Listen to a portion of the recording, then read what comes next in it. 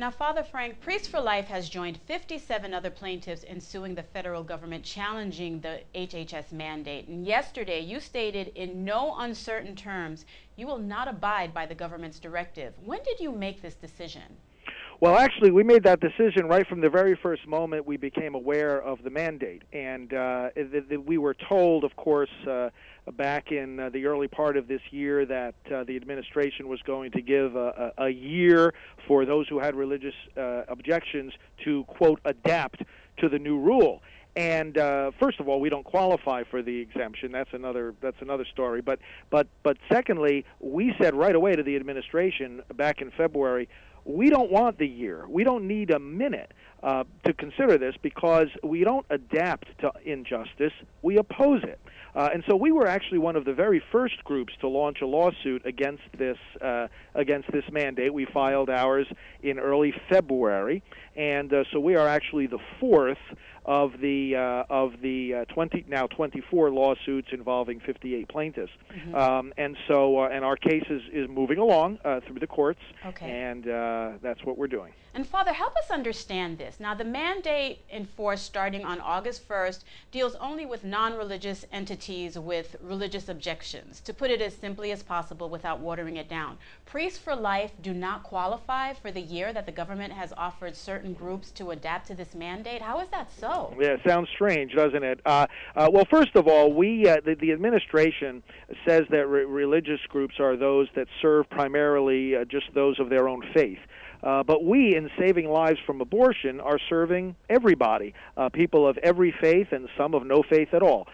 So we don't make that distinction in our outreach to the public. That's one factor. Another factor is, and this is more for the legal experts to comment on, but this all involves sometimes some very complicated analysis of the particular structure of the organization, the particulars of their insurance plan, et cetera, et cetera. And in analyzing all of that, our legal team has come to the conclusion that we are not under the exemption, so that for us, the mandate has taken effect already as of August 1st. Now, Father, you're looking at hefty fines coming forward. How do you plan on dealing with the financial fallout from this decision, should you have to pay those fines? Well, we're not going to pay them. I mean, the government can send us all the paperwork at once, but they're not going to get one penny because the money that's been given to us has been given by people who want to see an end to abortion, not paying for it in any way, shape, or form. So, no, we're just not. We're just going to say, sorry, we haven't got any money for you, and then they're going to have to make the next decisions.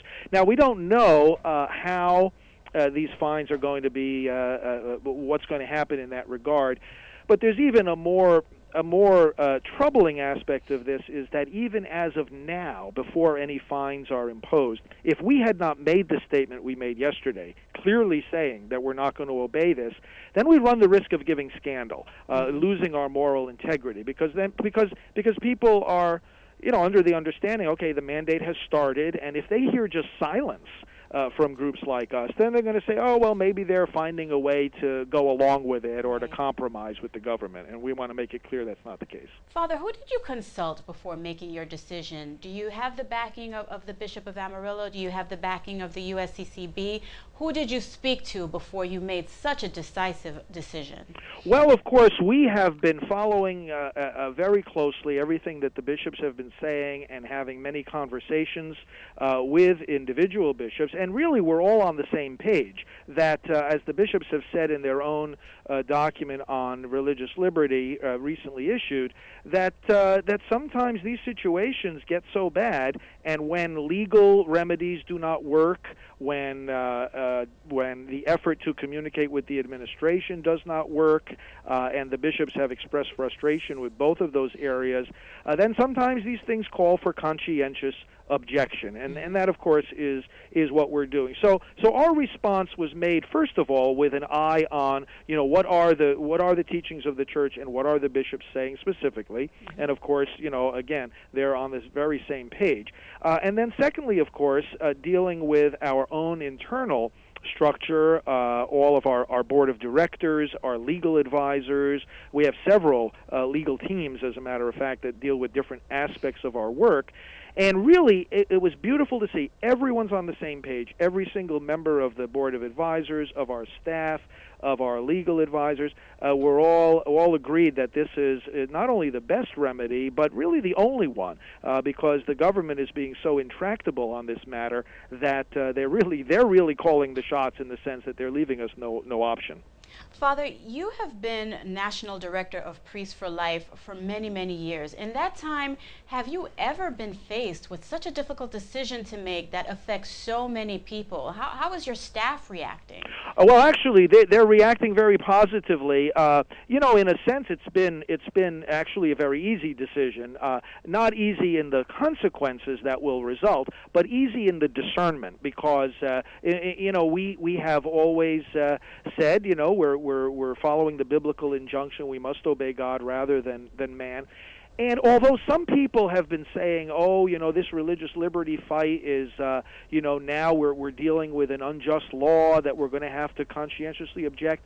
When you think about it, an organization like ours, and really the whole church, has been dealing with unjust policies all along. I mean, in the whole fight against abortion, we're dealing with the most unjust policy in Roe versus Wade that makes it legal to kill babies throughout pregnancy. Mm-hmm. And so we have always been operating under the stance that we're opposing an unjust policy, an unjust court decision, unjust laws, and that the only response, and really the bishops have already said this back in 1998 in their document, Living the Gospel of Life. They said, these unjust policies, not only do they not bind us, but we have a duty to disobey them. And so really this is an outgrowth of a long-standing position. Father Frank, I'm so afraid we have to leave it there. There's so much more I'm looking forward to covering, which only means we're going to have you back on. But, absolutely. But for now, I do thank you so much for being with us and sharing this with us. It's my pleasure. Thank you. Thank you.